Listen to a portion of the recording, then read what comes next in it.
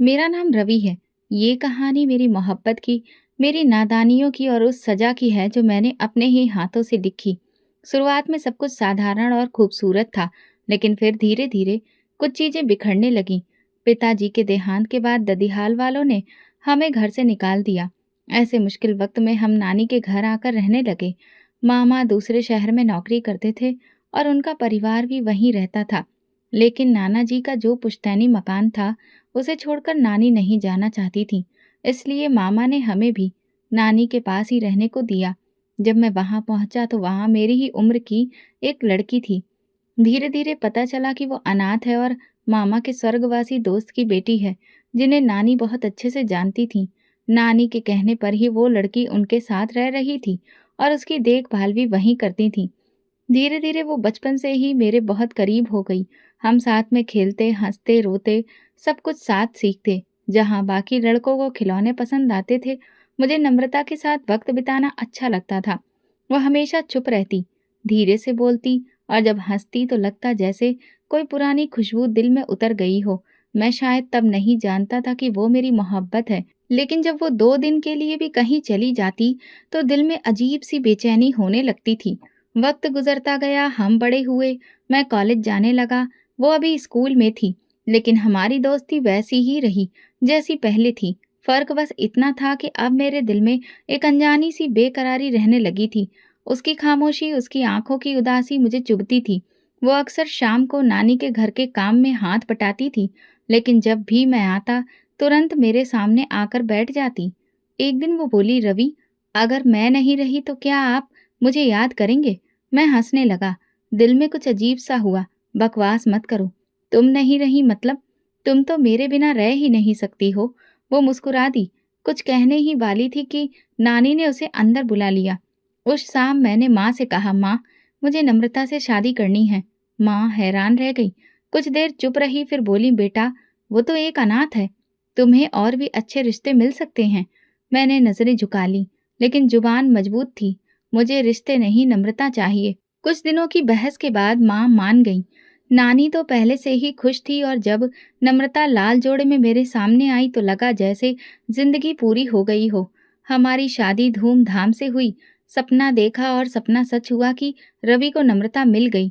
शादी के बाद की जिंदगी सपने जैसी थी। वो सुबह मेरे लिए चाय बनाती, मैं उसके लिए फूल लाता। रवि, तुम इतने अच्छे क्यों हो? मैं हंसता, क्योंकि मेरी पत्नी दुनिया की सबसे प्यारी औरत है। वो शर्मा कर नजरें झुका लेती। वो ज्यादा बोलती नहीं थी, लेकिन उसकी आंखों में सब कुछ होता था। कभी खुशी, कभी फिक्र, कभी प्रार्थना। एक दिन मैं ऑफिस से देर से आया। वो दरवाजे पर खड़ी मेरा इंतजार कर रही थी। आप थक गए होंगे, खाना लगा दूं? मैंने उसका हाथ थामा। पहले ये बताओ, तुम थकी हो? तुम खुश हो? वो हल्के से मुस्कुराई। मुझे लगता है मैं दुनिया की सबसे खुशकिस्मत औरत हूँ। मैं उसकी आंखों में देखता रहा। दिल में बोला, भगवान, ये पल कभी खत्म ना हो। वो अक्सर छोटी छोटी चीजों में खुश हो जाती थी।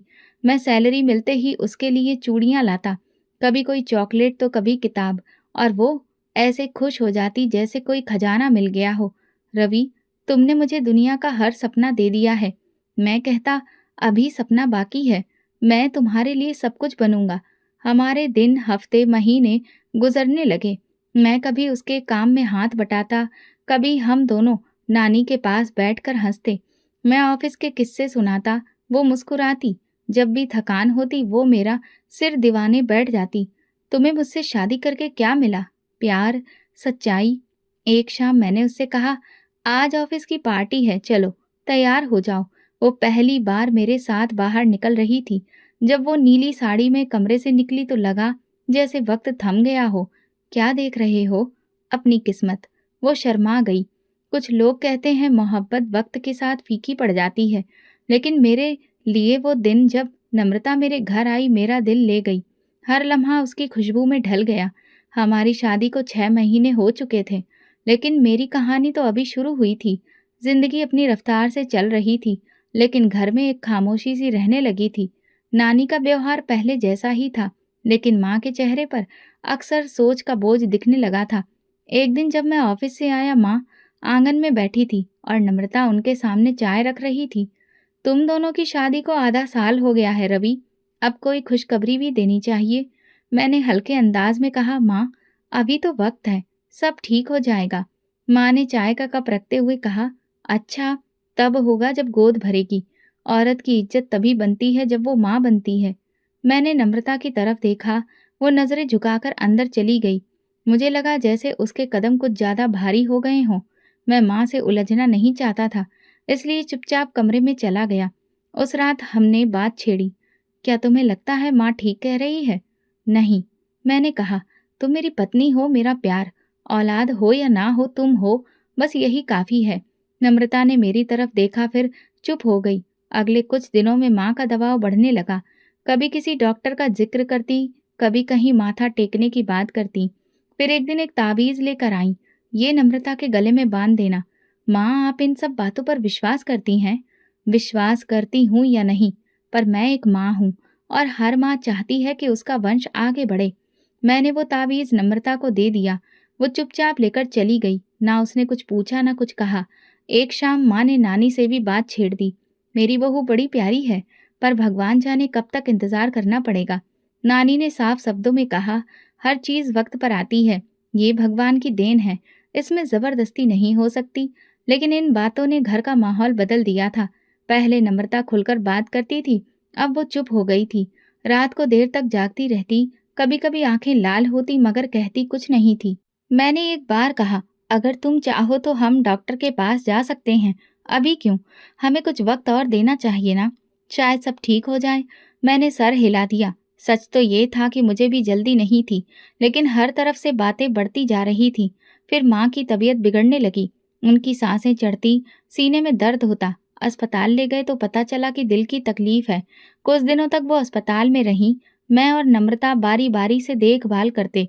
माँ के आखिरी दिनों में भी वही सवाल उनकी जुबान पर था, रवि, मेरी आखिरी इच्छा है कि मैं तुम्हारी औलाद को देख सकूं। मैं खामोश हो गया। इसका जवाब मेरे पास नहीं था। मैंने उनके सर पर हाथ फेरा। माँ, आप प्रार्थना करिए, बाकी भगवान की मर्जी। कुछ दिनों बाद माँ हमें छोड़ गई। उनके अंतिम संस्कार में सब आए, सब ने प्रार्थना की, लेकिन मेरे दिल में एक अजीब सी उलझन रह गई। माँ की इच्छा पूरी नहीं हो सकी और ये सोच मुझे अंदर ही अंदर खा रही थी। इसके बाद नम्रता और मैं खामोश हो गए। वो ज्यादा वक्त नानी के पास गुजारती और अक्सर किताबों में खोई रहती। मैं महसूस करता कि उसने खुद को किसी हॉल में बंद कर लिया है। एक दिन मैं घर आकर बोला, चलो बाहर चलते हैं कुछ दिनों के लिए, शहर से बाहर कोई पहाड़ी इलाका। वो मुस्कुराई, आपको लगता है कि हम इस सब से भाग सकते हैं? नहीं, लेकिन शायद थोड़ा आराम मिल जाए। हम पहाड़ी इलाके पर चले गए। 2 दिन बर्फबारी देखी, कॉफी पी, बाजार घूमे, थोड़ा हंसे भी, लेकिन वो हंसी जल्दी ही फीकी पड़ गई। वापस आकर नम्रता ने कहा, आपने जो सब कुछ किया है उसके लिए थैंक यू, लेकिन दिल का बोझ अभी भी वैसा ही है। मैंने उसे गले लगा लिया। हमें एक दूसरे का सहारा है। बच्चे ना भी हों तो हम एक दूसरे के लिए काफी हैं। वक्त गुजरता गया। कुछ चेकअप भी करवाए, लेकिन रिपोर्ट्स नॉर्मल थी।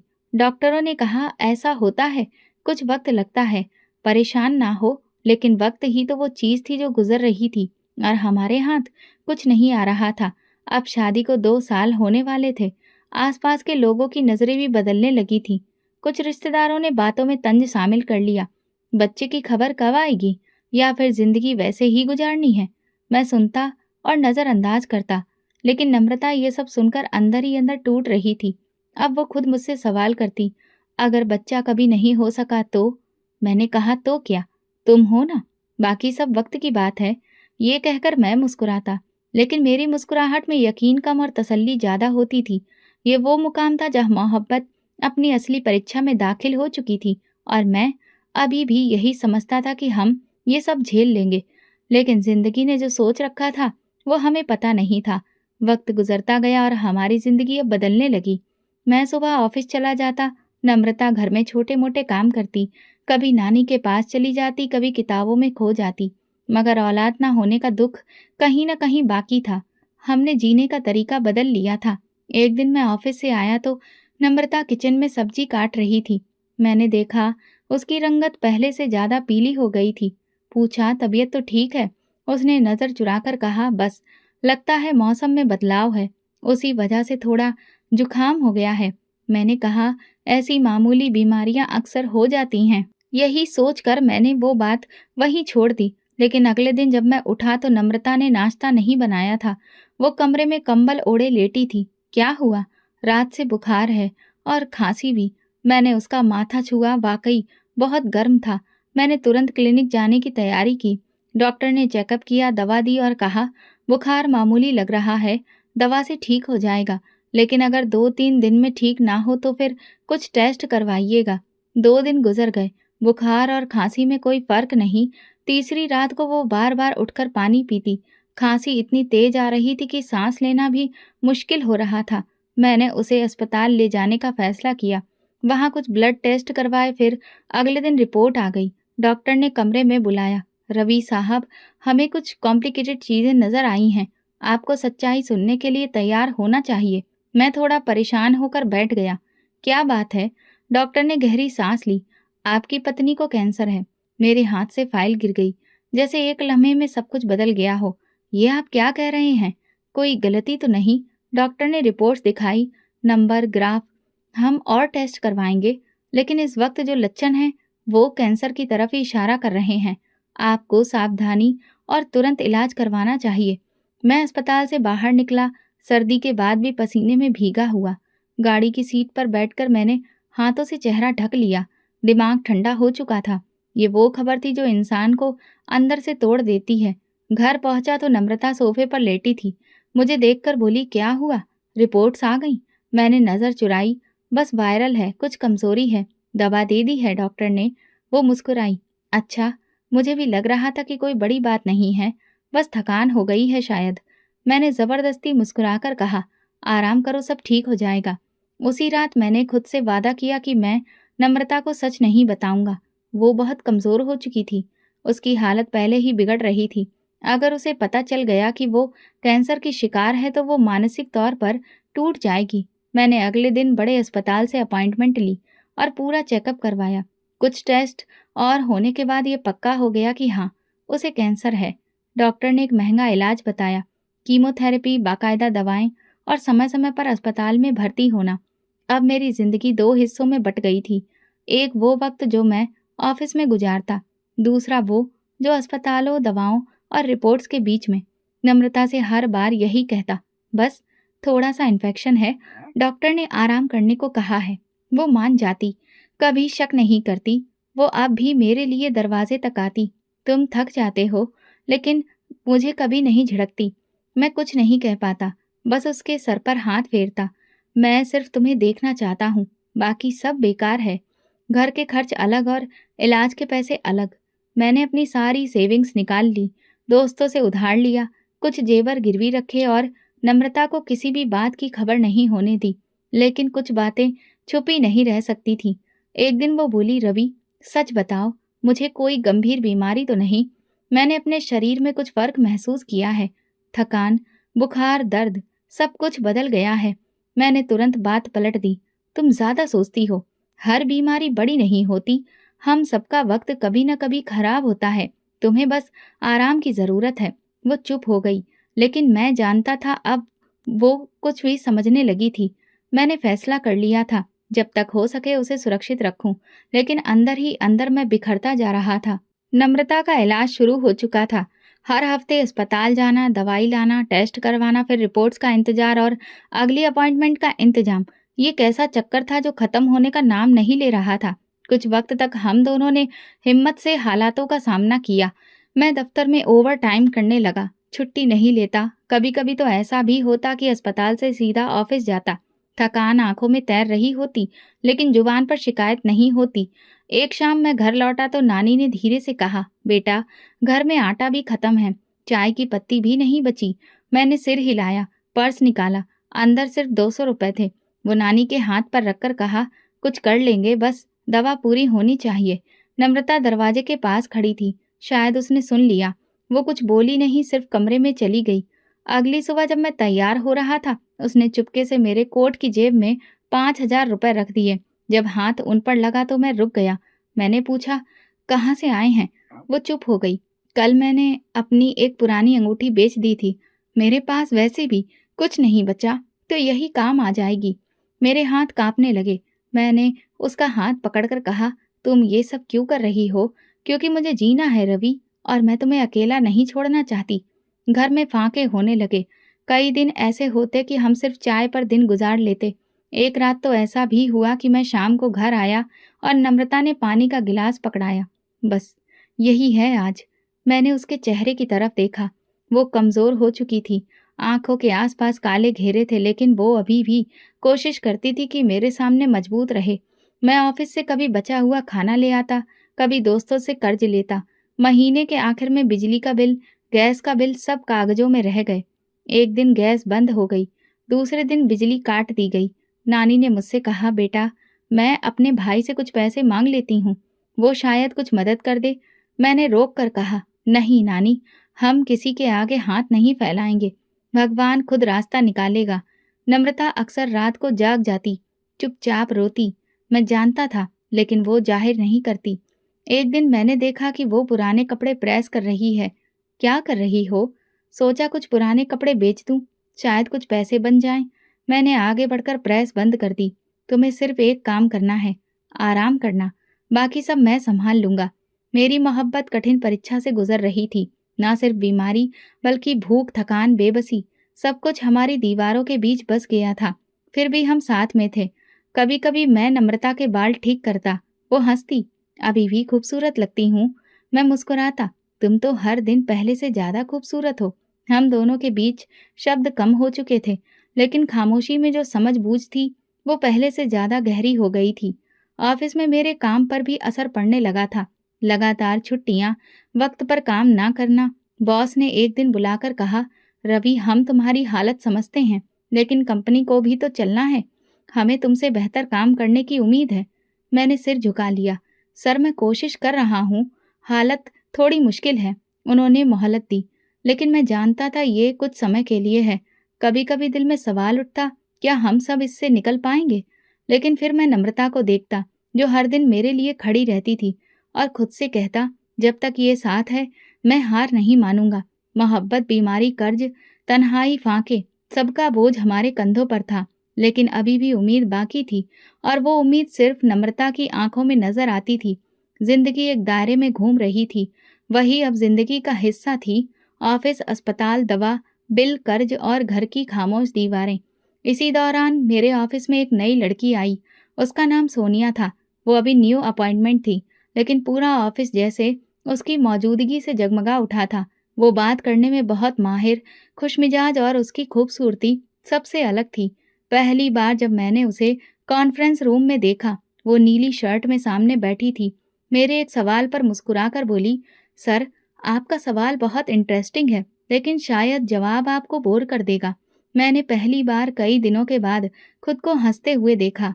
वो अंदाज, वो बात करने का तरीका, वो आंखों की चमक, जैसे पहले सब खो गया था। अगले कुछ दिनों में वो मुझसे अक्सर काम के सिलसिले में बात करती। कभी फाइल देने आती, कभी चाय के बारे में पूछ कर पास बैठ जाती। एक दिन कैंटीन में उसने पूछा, सर आप हमेशा इतने खामोश क्यों रहते हैं? मैंने कहा, खामोशी वक्त के साथ आदत बन जाती है। ये शायद दिल की कहानी सुनने वाला कोई ना हो। उसने ये बात कही तो मैं चौंक गया, लेकिन खामोश रहा। वो मुस्कुरा दी। उस दिन के बाद जैसे कुछ बदलने लगा। मैं सोनिया की मुस्कुराहट का इंतजार करने लगा। वो जब सामने आती दिल को झलक महसूस होती। उसकी हंसी, मजाक, छोटी बातों पर छेड़ना, और खास तौर पर मेरा ख्याल रखना, ये सब कुछ अजीब तरह से दिल को छूने लगा था। नम्रता की दवा अभी भी चल रही थी, लेकिन मैं डॉक्टर से मुलाकातों का सिलसिला अब तोड़ना शुरू कर चुका था। पहले मैं उसे हर हफ्ते ले जाता था, अब 2 हफ्ते गुजर जाते। दवा भी अब मैं कम लाने लगा। कुछ दवाइयाँ पूरी तरह से बंद कर दी। वजह ये नहीं थी कि मेरे पास पैसे नहीं थे, बल्कि अब मेरा ध्यान बढ़ चुका था। एक दिन सोनिया ने पूछा, सर अगर मैं आपसे कुछ पर्सनल पूछूं तो बुरा तो नहीं मानेंगे? पूछो, आप शादीशुदा हैं? मैं झूठ नहीं बोला। हाँ, लेकिन जिंदगी बहुत मुश्किल हो चुकी है। वो खामोश हो गई, फिर बोली, कभी कभी हम किसी को खुश रखने की इतनी कोशिश करते हैं कि खुद को भूल जाते हैं। मुझे लगा वो मेरी बात समझ गई। कभी दिन में सोनिया को ऑफिस से बाहर ले जाता, कभी कॉफी पर, कभी शॉपिंग। एक दिन उससे पूछा, अगर मैं तुम्हारी जिंदगी में पहले आती तो क्या होता? मैं हंसते हुए कहता, तो शायद सब कुछ अच्छा होता। उस दिन के बाद हमारे रिश्ते की नीयत बदलने लगी। अब वो सिर्फ ऑफिस की साथ ही नहीं रही थी। घर आकर जब मैं नम्रता को देखता तो वो बिस्तर पर लेटी होती, थकी हुई, खामोश। एक दिन उसने मुझसे पूछा, आज फिर दवा नहीं लाए? मैंने बेरुखी से कहा, अब वो दवा बहुत महंगी है और कुछ खास फायदा भी नहीं हो रहा। वो कुछ देर चुप रही, फिर धीरे से बोली, रवि, मैं जी तो नहीं रही, बस चल रही हूँ। कम से कम मेरे लिए कुछ लम्हे आसान कर दो। मैंने पलट कर जवाब दिया, जिंदगी आसान नहीं है, तुम अकेली नहीं हो जिस पर बोझ है। वो खामोश हो गई, लेकिन उसकी आंखें बहुत कुछ कह रही थीं। सोनिया मेरे लिए जरूरी बन चुकी थी। वो मेरे दिन की रोशनी और रात का सुकून थी। मैं अक्सर घर देर से पहुंचता, बहाने बना देता और नम्रता के कमरे की तरफ नजर तक नहीं उठाता। एक रात नम्रता ने कहा, क्या तुम मुझसे परेशान हो चुके हो? मैंने जवाब नहीं दिया। अगर मैं मर जाऊं तो शायद तुम्हें सुकून मिल जाए। ऐसी बातें मत करो, मैंने ठंडे स्वर में कहा। जीना मरना तुम्हारे बस में नहीं है। उसी रात मैंने जानबूझकर सोनिया को फोन किया, कल रात मेरे साथ डिनर चलोगी? तुम्हारी पत्नी का क्या? अब वो सिर्फ एक जिम्मेदारी है, रिश्ता नहीं। मैंने वो सब कह दिया जिसकी गूंज बरसों तक मेरे पीछे रहेगी। नम्रता की खामोशी, उसकी आंखों की नमी, सब कुछ मैं नजरअंदाज करना सीख गया था। और जब कोई इंसान बेशर्मी सीख ले तो वो धीरे धीरे सब कुछ खोने लगता है, मगर उसे इसका एहसास बहुत देर से होता है। और मेरे लिए वो देर बहुत जल्द आने वाली थी, जिसका मुझे अभी तक अंदाजा नहीं था। एक दिन शाम को जब मैं देर से घर पहुंचा, नम्रता दरवाजे के पास बैठी थी। चेहरा पीला, शरीर पर सिर्फ हड्डियां और खांसी चल रही थी। हाथ में खाली दवा की शीशी थी। रवि, दवा खत्म हो गई है, आज बहुत बुखार है। उसकी आवाज कांप रही थी। मैंने कोट उतारते हुए कहा, रोज रोज दवा नहीं खरीदी जाती। तुम्हें तो लगता है कि तुम्हारा कोई इलाज ही नहीं। वो चुप हो गई, नजर झुका ली, फिर बोली, मैं कोशिश करती हूँ कि कुछ भी ना मांगूं, लेकिन शरीर साथ नहीं दे रहा। तो क्या मैं तुम्हें हर दिन दवा ना दूं? क्या मैं तुम्हारे लिए कुछ भी नहीं? मैं झल्ला उठा। शायद गुस्सा खुद पर था, मगर निकला उस पर। वो चुपचाप बिस्तर पर चली गई। रात को मैं खाने बैठा तो उसने कुछ नहीं खाया। आज कुछ नहीं खाऊंगी, भूख नहीं है, ये दिखावा है। शायद तुम्हें लगता है तुम भूखी रहोगी तो मुझे एहसास होगा। वो चुप रही, फिर बड़ी मुश्किल से बोली, नहीं, सिर्फ भूख नहीं है। अगली सुबह जब मैं ऑफिस के लिए तैयार हुआ, सोनिया का मैसेज आया, कॉफी के लिए प्लान करें, आज छुट्टी ले लो। मैंने तुरंत जवाब दिया, ठीक है, लोकेशन भेज दो। नम्रता को कह दिया, ऑफिस में मीटिंग है, देर हो सकती है। उसने बस सिर हिला दिया। शाम को जब वापस आया तो देखा नम्रता की हालत और बिगड़ चुकी थी। बुखार में तप रही थी और सांस लेने में हाँफ रही थी। नानी ने पानी का गिलास दिया, लेकिन वो पी नहीं पा रही थी। डॉक्टर के पास चलें? मैंने ठंडे लहजे में पूछा। नहीं, चल, कल चलेंगे, आज बर्दाश्त कर लूंगी। मैं चुप रहा, दूसरे कमरे में चला गया। सोनिया से रिश्ता इतना बढ़ चुका था कि अब वो मेरे घर भी आने लगी थी। एक बार तो वो देर रात तक वहीं रही और मैंने उसके लिए खाना मंगवाया। नम्रता दूसरे कमरे में बेहोशी में पड़ी थी, लेकिन मैंने उसका दरवाजा तक नहीं खटखटाया। नानी मामा के घर पर गई हुई थी। तुम्हारी पत्नी अंदर है ना? सोनिया ने पूछा। हाँ है, रिश्ता अब कागज पर है, दिल में नहीं। मुझे डर लगता है कभी कभी, सोनिया ने हंसते हुए कहा, इस बात से कि कहानी वो सब कुछ जान न ले। मैंने बेफिक्री से कहा, अगर उसे कुछ समझ आता तो अब तक चली जाती। उन दिनों में मैं बिल्कुल बदल चुका था। ऑफिस में सोनिया, घर में खामोशी और नम्रता जो बिस्तर से लग चुकी थी। एक दिन मैंने ऑफिस से छुट्टी ली, लेकिन घर जाने की बजाय सोनिया के साथ आउटिंग पर चला गया। वापसी पर जब कमरे में गया तो नम्रता का शरीर बेजान लग रहा था।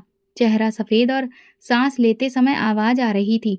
मैंने पानी पिलाया तो वो बोली, मुझे डॉक्टर के पास ले चलो, आज शायद कुछ ज्यादा बुरा है। मैंने फोन देखा, बैटरी खत्म हो चुकी थी। अभी नहीं जा सकता, फोन चार्ज होने दो, बस थोड़ी देर के लिए ले चलिए, मैं वापस आ जाऊंगी। नम्रता, तुम समझती क्यों नहीं? इलाज महंगा है और फायदा कुछ नहीं हो रहा। तुम्हें खुद ही अब समझ लेना चाहिए। वो पत्थर हो गई, आंखों से आंसू बह निकले। तो अब दवा भी नहीं मिलेगी? नहीं, अब नहीं, मैं थक चुका हूँ। उसने सिरहाने से कंबल खींचा और चेहरा छुपा लिया। मैं बाहर बालकनी में जाकर बैठ गया, जैसे कुछ बोझ हल्का हुआ हो। अगली दोपहर नानी ने बताया कि रात भर नम्रता को नींद नहीं आई, वो सिर्फ तुम्हें देखती रही। तो क्या मैं हर वक्त उसके सामने बैठा रहूं? मेरे पास और काम भी हैं। नानी चुप रही, फिर बोली, तुमने मोहब्बत की थी या एहसान? मेरे पास कोई जवाब नहीं था। अब वो बिस्तर से भी नहीं उठ पाती थी, पानी भी बड़ी मुश्किल से पीती थी।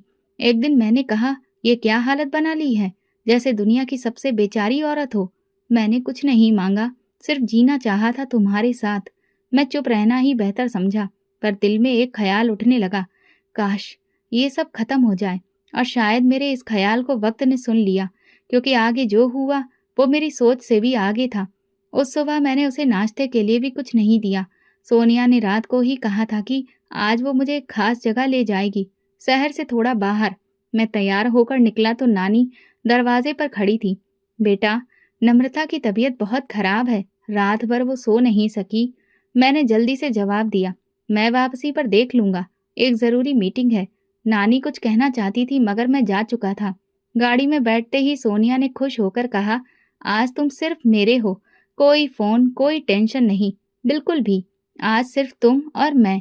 हमने शहर से बाहर एक खूबसूरत जगह पर वक्त बिताया, रेस्टोरेंट में खाना खाया, तस्वीरें खींची। सोनिया ने इंस्टाग्राम पर कुछ अपलोड किया। मैं सब कुछ भूल चुका था, यहाँ तक कि उस घर को भी, जहाँ एक कमजोर सांस लेती औरत बिस्तर से लगी हुई थी। शाम को वापस आते हुए सोनिया ने मेरा हाथ पकड़कर कहा, तुम्हारे साथ वक्त गुजार कर ऐसा लगता है जैसे सब कुछ ठीक हो सकता है। मैंने मुस्कुराकर बोला, बस मैं यही चाहता हूँ, एक नई जिंदगी तुम्हारे साथ। हम शहर वापस पहुंचे तो फोन की बैटरी चार्ज करते ही नानी की 6 मिस्ड कॉल और एक संदेश था, रवि जल्दी आओ, नम्रता की हालत बहुत खराब है। मैं गाड़ी दूसरी तरफ मोड़ी, लेकिन जल्दी ही, कोई खास कोशिश नहीं की थी। मन में एक सवाल बार बार आ रहा था, क्या आज वो खत्म हो गई होगी। घर पहुंचा तो दरवाजा खुला था। अंदर दाखिल हुआ तो नानी सोफे पर बैठी थी, चेहरे पर गहरी खामोशी। क्या हुआ, तुमने देर कर दी रवि। नम्रता अब नहीं रही। ये सुनते ही एक पल को जैसे सब शांत हो गया, लेकिन अंदर कुछ नहीं टूटा, ना कोई आह निकली, ना आंखें भीगी। मैं बस बैठ गया, ग्लास में पानी डाला और एक बोझ लेकर बोला, शायद यही सही था। नानी ने हैरत से मुझे देखा, तुम्हें दुख नहीं हुआ? क्या दुख, वो तो पहले ही खत्म हो चुकी थी, सिर्फ सांसें बाकी थीं। नानी कुछ नहीं बोली, बस चुप हो गई। थोड़ी देर बाद मामा आ गए। नम्रता की अर्थी सफेद चादर में लिपटी कमरे में रखी थी। मामा ने पूछा, अंतिम संस्कार का क्या इंतजाम है? मैंने कंधे उचका दिए, या आप देख लीजिए। उन्होंने अचानक मेरी तरफ पलट कर देखा, क्या मतलब? तुम पत्नी की लाश घर पर छोड़कर आराम से बाहर घूमना चाहते हो? मैं मजबूर था, और अब कुछ फर्क नहीं पड़ता। मामा की आंखों में गुस्सा था। रवि, तुम सिर्फ पति नहीं थे, जिम्मेदार भी थे, लेकिन तुमने तो इंसानियत भी छोड़ दी। मैंने नजरें चुरा ली। अब बातें करने का वक्त नहीं, अंतिम संस्कार करना है तो कीजिए। मुझे कल देश से बाहर जाना है, एक जरूरी काम है। मामा हैरत से मुझे देखते रहे। नानी ने सिर झुका लिया, ठीक है, हम ले जा रहे हैं। उन्होंने नम्रता की डेड बॉडी को उठाया और नानी के साथ ले जाने लगे। मैं सोफे पर बैठा रहा, हाथ में चाय का कप और दिल में एक अजीब सा सुकून। जाते जाते माँ बोली, भगवान तुम्हें माफ करे रवि, जिस औरत ने सब कुछ बर्दाश्त किया, तुमने उसका हक तक नहीं निभाया। मैं खामोश रहा। नम्रता अब घर से जा चुकी थी। मैंने दरवाजा बंद किया, मोबाइल निकाला और सोनिया को फोन किया। सब खत्म हो गया। तुम्हें क्या अफसोस है? सोनिया ने पूछा। नहीं, एक बोझ गया है, अब हम नई शुरुआत कर सकते हैं। वो हंसी, तो फिर चलो कहीं पार्टी करते हैं, जल्दी ही, मैंने जवाब दिया। रात को मैं अकेला बैठा था। कुछ देर को लगा जैसे सब कुछ वैसा ही है जैसा चाहा था, सुकून, आजादी और सोनिया। लेकिन एक खामोशी थी जो दीवारों पर चीख रही थी, नम्रता की सांसें, उसकी वो आखिरी पुकार, मुझे डॉक्टर के पास ले जाओ। सब कुछ याद आया, लेकिन मैंने झटक दिया। नम्रता की मौत के 1 महीने बाद मैंने सोनिया से शादी कर ली, साधारण तरीके से, लेकिन सोनिया ने धूमधाम से शादी करने पर जोर दिया था। मैं पहले ही थक चुका था, इसका विरोध करने की हिम्मत नहीं थी। वो लाल लहंगे में आई जैसे एक सोपीस हो, हर नज़र उसी पर थी, और मुझे लग रहा था जैसे मैं सब कुछ हासिल कर चुका हूँ। शुरुआत के कुछ दिन सब कुछ नया, खुशहाली से भरा महसूस हुआ। हम शहर से बाहर घूमने गए, महंगे होटलों में रुके, शॉपिंग की, खाना खाया, हंसी मजाक किया। सोनिया हर दिन नए कपड़े पहनती, नई ज्वेलरी और खूब सारी तस्वीरें खिंचवाती। रवि, मेरे लिए ये वाला ब्रांड का बैग ले दो, सब दोस्तों के पास है, ये बहुत महंगा है। अभी कुछ दिन रुक जाओ, तुमने वादा किया था कि मेरे सारे सपने पूरे करोगे, अब पैसे की बात क्यों कर रहे हो? मैं खामोश हो जाता और कुछ दिन बाद वही चीजें खरीद लेता। मेरे क्रेडिट कार्ड की हद खत्म होने लगी। ऑफिस में भी अब वही पुरानी मुश्किलें, काम पर कम ध्यान दे पाता, फिर एक साथ ढेर सारा काम करना पड़ता और वक्त की कमी। एक दिन ऑफिस से वापस आया तो सोनिया सोफे पर बैठी थी, सामने ब्यूटी पार्लर का बैग रखा था। ये क्या है? मैंने उससे पूछा। तुम्हें क्या दिक्कत है? मैंने अपने लिए ये सब खर्च किया है, किसी और पर नहीं। लेकिन ये हजारों रुपए रोज कहाँ से आएंगे? तो फिर मैं वो पत्नी बन जाऊं जो दिन भर बिस्तर पर पड़ी सड़ती रहे? तुम्हें वैसे ही चाहिए ना? मैं एक लम्हे को पत्थर रह गया। ये बात मेरे सीने में तीर बनकर घुस गई। शायद वो जानबूझकर कह रही थी, लेकिन ये पहली बार था जब किसी ने नम्रता को ताना नहीं बल्कि मुद्दा बनाया था। रात को मैं नींद में हड़बड़ाकर उठ बैठा, पसीने में भीगा हुआ। सपने में वही नजारा, नम्रता का चेहरा, उसकी बेहोशी और वो आखिरी पुकार, मुझे डॉक्टर के पास ले जाओ। मैंने पानी पिया और खिड़की के पास जाकर खड़ा हो गया। नीचे सड़क सुनसान थी, शांत, लेकिन दिमाग शोर से भरा हुआ। दिल में एक गहरा खालीपन महसूस होने लगा था। अगले दिन ऑफिस में काम पर ध्यान नहीं दे पाया। मीटिंग में बॉस ने कहा, रवि, तुम्हारा काम दिन ब दिन खराब होता जा रहा है। तुम्हारी परफॉर्मेंस पर सवालिया निशान है। माफ कर दीजिए सर, अगली बार सब ठीक होगा। लेकिन मुझे खुद नहीं पता था कि अब सब ठीक हो पाएगा भी या नहीं। शाम को घर आया तो सोनिया नई डिजाइनर ड्रेस में तैयार बैठी थी। चलो, आज नया कैफे खुला है, चलते हैं। मेरी तबीयत ठीक नहीं है, थोड़ा आराम करना है। तो ठीक है, मैं अकेली जाऊंगी। सोनिया, सब हंसेंगे मुझ पर। हंसने दो, मुझे फर्क नहीं पड़ता। वो दरवाजा जोर से बंद करके निकल गई। मैं सोफे पर बैठा रहा। नम्रता के आखिरी दिन याद आने लगे। वो कभी मेरे मिजाज पर नाराज नहीं होती थी, कभी भी शिकायत नहीं करती थी। और आज एक ऐसी औरत मेरे सामने थी जो सिर्फ लेना जानती थी। मैंने फोन उठाया, गैलरी खोली और पुरानी तस्वीरें निकाली। एक तस्वीर में नम्रता मेरे साथ चाय का कप लिए खिड़की के पास बैठी थी, मुस्कुरा रही थी। वो नज़ारा उस वक्त आम सा लगता था, लेकिन आज वही सब कुछ लग रहा था जो कीमती था। 2 दिन के बाद सोनिया के लिए महंगा मोबाइल खरीदा। वेरी गुड, आखिरकार तुम समझदार हो गए हो। मैं मुस्कुरा नहीं पाया, बस चुपचाप कमरे में चला गया। एक रात सोनिया फोन पर किसी से जोर जोर से बात कर रही थी। मुझे पुरानी जिंदगी नहीं चाहिए, समझा करो। अगर मैंने शादी की है तो मैं रानी की तरह जिंदगी जीना चाहती हूँ। मैंने दरवाजा धीरे से बंद कर दिया। अगली सुबह मैंने बैंक अकाउंट चेक किया, बैलेंस तकरीबन खत्म था। मैंने हिसाब लगाया, पिछले 2 महीने में जितना खर्च हुआ था उसमें आज की सैलरी से ज्यादा सिर्फ सोनिया के मेकअप, शॉपिंग और पार्टी पर लग गया था। उसी दिन ऑफिस में एक कॉल आई। बाहर से किसी कंपनी का बड़ा ऑफर था। अमेरिका की एक कंपनी में एक पोजीशन खाली थी। हमने आपका प्रोफाइल देखा है, हमें आपकी ज़रूरत है। दिल में उम्मीद जगी, शायद एक नई शुरुआत हो सके। शाम को सोनिया को बताया, मुझे अमेरिका से ऑफर आया है। अरे वाह, अब तो हम वहाँ शॉपिंग करेंगे। New York, Las Vegas. मेरे लिए वहाँ से सैंडल लाना मत भूलना। उसकी पहली फिक्र सिर्फ फैशन थी। मैं मुस्कुराकर रह गया। मेरे अंदर कुछ मर रहा था, लेकिन मैंने जाहिर नहीं होने दिया। उसी रात जब मैं बिस्तर पर लेटा तो फिर से सपने में वही नजर आई, नम्रता। बिस्तर पर लेटी, कमजोर सी, धीरे से बोल रही थी, रवि, अगर मैं नहीं रही तो क्या तुम मुझे याद करोगे? मैंने आंखें खोल दी। अंधेरे में छत को देखते हुए बस एक बात दोहराई, हाँ। अब हर दिन अमेरिका से आया ऑफर एक तरह से मेरी जिंदगी में नई हवा की लहर था। मेरे घर के हालात बिगड़ चुके थे। क्रेडिट कार्ड की लिमिट भी पार हो चुकी थी और ऑफिस में आखिरी वार्निंग मिल चुकी थी। मैंने एक लम्हा सोचे बिना ही हामी भर दी। वीजा की प्रक्रिया तेज कर दी गई। 3 हफ्तों में सब कुछ पूरा हो गया। सोनिया को वीजा मिलते ही उसकी खुशी का कोई ठिकाना नहीं रहा। वो दिन रात नई जगह, ब्रांड और वहाँ के फैशन की बातें करती रहती थी। बस सोच रही हूँ अमेरिका में पहली शॉपिंग कहाँ से शुरू करूँ। काम शुरू होने दो, शॉपिंग पूरे साल होती रहेगी। नहीं, तुम समझ नहीं रहे। वहां जाकर मेरा एक नया अंदाज होगा। मैं सबको दिखाऊंगी कि मैं कितनी स्टाइलिस्ट हूँ। मैं बस सर हिलाता रह गया। अब बहस करना भी बेकार लगता था। अंदर से अनजाना सा डर था, लेकिन जाहिर करने का कोई फायदा नहीं था। हमने दिल्ली से फ्लाइट ली और कुछ घंटे बाद न्यूयॉर्क में लैंड किया। पहली बार दूसरे देश का एक्सपीरियंस था, लेकिन थकान से ज्यादा दिमाग में ऑफिस के पहले दिन की फिक्र थी। ये एक नई शुरुआत थी। शॉपिंग, होटल, इमिग्रेशन, सबके बीच सोनिया खुशी से फूली नहीं समा रही थी। यही तो जिंदगी है रवि, यही वो मुकाम है जहां मुझे पहुंचना था। अब यहाँ काम भी करना है। हाँ, तुम काम करो, मैं जाऊंगी। अगले दिन कंपनी के ऑफिस पहुंचा। खूबसूरत चीजों से सजी हुई बिल्डिंग का नजारा ही कुछ और था। रिसेप्शन पर एक नौजवान लड़के ने मेरा स्वागत किया। सर, आपकी मुलाकात हमारे सीईओ से तय है।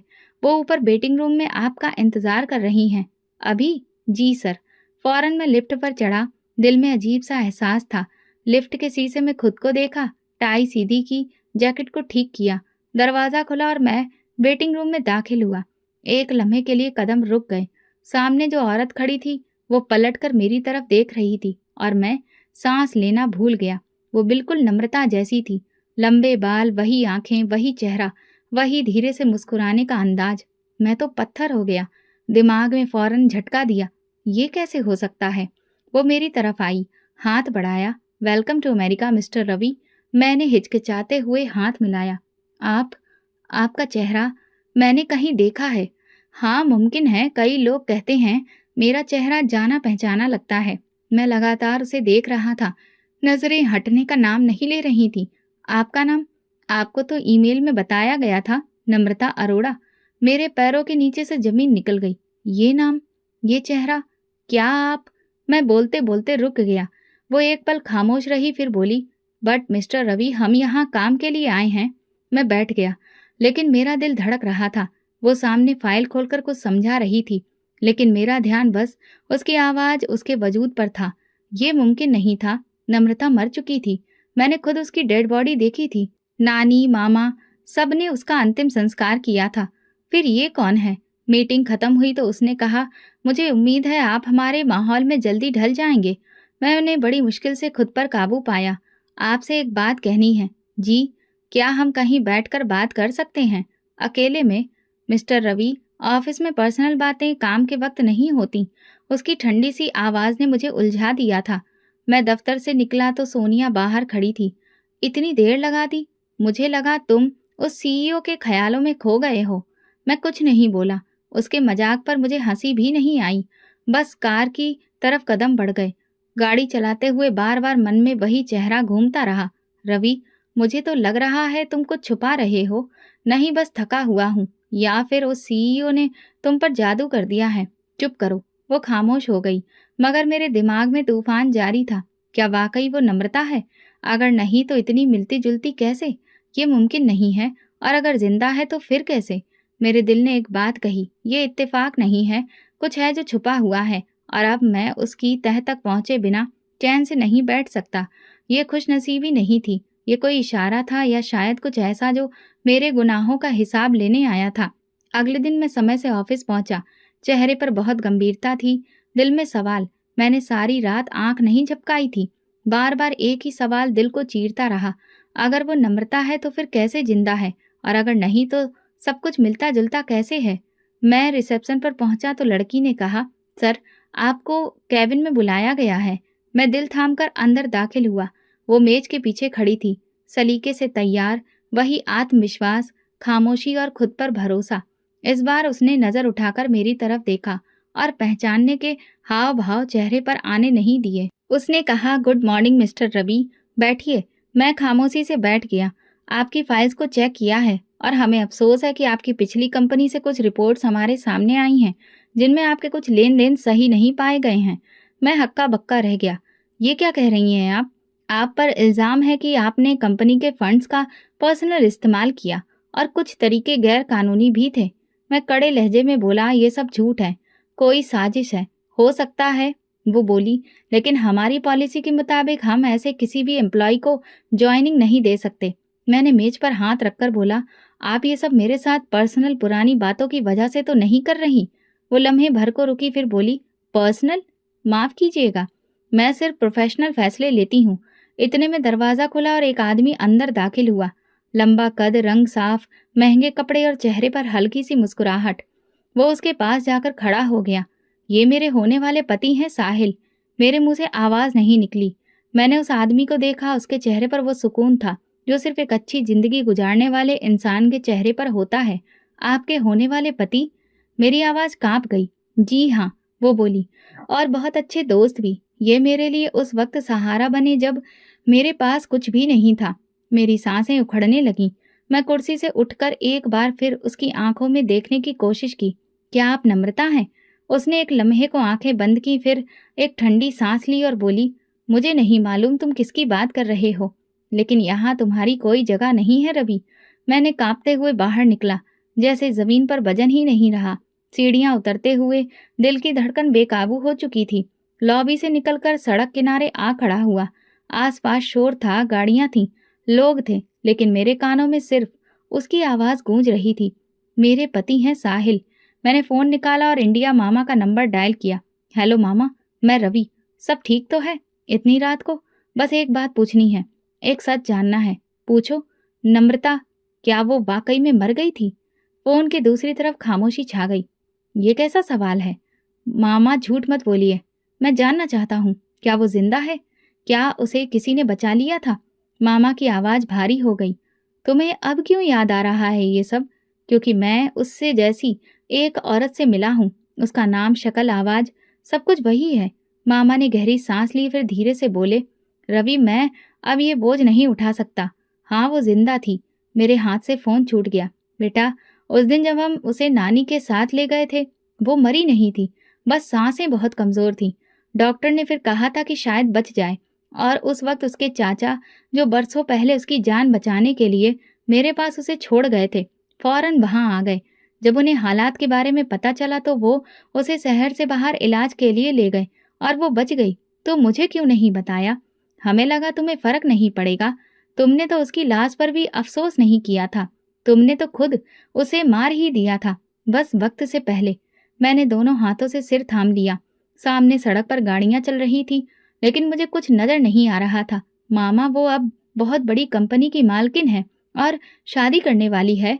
वो खुश है। तो तुम्हें क्या चाहिए?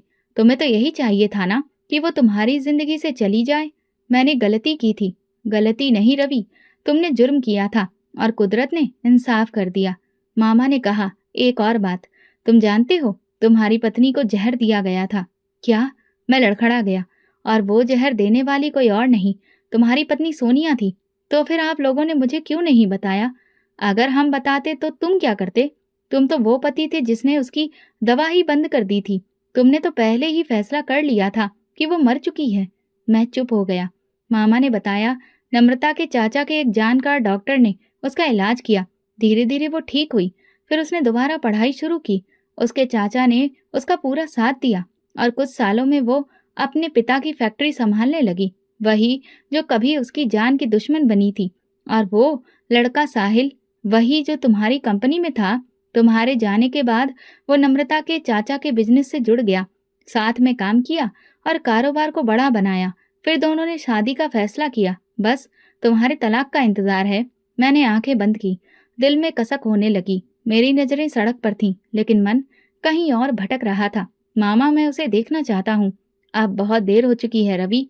वो अब तुम्हारी नहीं रही। उसका एक नया मुकाम है, और तुमने खुद ही उसे वहां से धकेल दिया था। मुझे माफी मांगनी है। माफी सब कुछ ठीक नहीं करती रवि। कुछ जख्म सिर्फ वक्त दफन करता है, माफी नहीं। फोन बंद हो चुका था। नानी के इस दुनिया से जाने की खबर भी मुझे मिल चुकी थी। मुझे हर बात से अनजान रखा गया।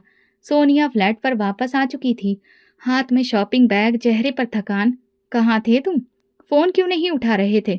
मैंने दरवाजा बंद किया और धीरे से कहा, तुमने नम्रता को जहर दिया था? वो पल भर को ठंडी पड़ गई, फिर हंसकर बोली, ये सवाल अब क्यों? अचानक जमीर जाग उठा। सच बताओ। हाँ, दिया था। एक गोली दवा में मिला दी थी, लेकिन वो मेरी नहीं थी। तुमने ही तो कहा था कि शायद कुछ हो नहीं रहा हो। मैं सिर्फ जल्दबाजी ही कर रही थी। तुम्हें शर्म नहीं आई? शर्म? वो लड़की तुम्हें खींचकर पीछे ले जा रही थी, और मैं तुम्हें आगे ले जाना चाहती थी। मैंने आगे बढ़कर उसका हाथ पकड़ा। अब हम अलग हो रहे हैं। तलाक होगा। हाँ, तुमने जिस मोहब्बत की बुनियाद पर यह सब किया, वो अब तुम्हारे साथ नहीं है, और मेरे पास अब कुछ नहीं बचा। वो मुस्कुराकर कहने लगी, फिर भी तुम्हारे चेहरे पर सुकून नहीं है रवि। शायद अब कभी आएगा भी नहीं। मैंने कमरे का दरवाजा बंद किया और बिस्तर पर बैठ गया। तस्वीर का वो पहलू सामने आ चुका था जो मैंने खुद अपने हाथों से बुन डाला था। मैं कई दिन हिचकियों, चाहत में डूबा रहा, खुद से जंग, शर्मिंदगी और अंदरूनी हार का बोझ। सब कुछ रोकना चाहा, लेकिन आखिरकार एक सुबह मैंने नम्रता की कंपनी की बिल्डिंग का रुख किया। मीटिंग के बिना, इजाजत के बिना सीधा उसके ऑफिस की तरफ बढ़ गया। रिसेप्शन पर लड़की ने मुझे रोकने की कोशिश की। सर, आपके पास अपॉइंटमेंट नहीं है? बस 1 मिनट, एक आखिरी बात कहनी है। दरवाजे पर दस्तक दी। अंदर से आवाज आई, यस, कम इन। दरवाजा खोला तो वो पीछे बैठी थी। सामने साहिल, उसका पति, भी मौजूद था। उसने मुझे देखा, लेकिन आंखों में हैरानी नहीं थी, जैसे वो जानती हो कि मैं आऊंगा। बैठ जाओ। मैं खामोशी से सामने वाले सोफे पर बैठ गया। कुछ लम्हे सिर्फ खामोशी में बीते। बताओ, कैसे आना हुआ? उसकी आवाज बिल्कुल सपाट थी। नम्रता, मैं जानता हूं मैंने तुम्हारे साथ वो जुल्म किया जिसकी कोई माफी नहीं। तुम्हें तुम्हारी बीमारी में छोड़ दिया, तुम्हारे सच को झूठ बताया और तुम्हें मार डाला जब तुम जिंदा थी। वो कुछ नहीं बोली।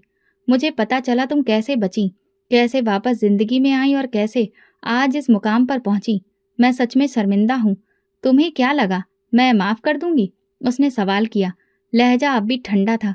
नहीं, बस दिल चाहा कि तुम जान लो, मैं वो नहीं रहा। तुम अब कुछ नहीं रहे रवि। तुमने अपनी जिंदगी से खुद सब कुछ निकाल दिया। तो मैं याद हूं?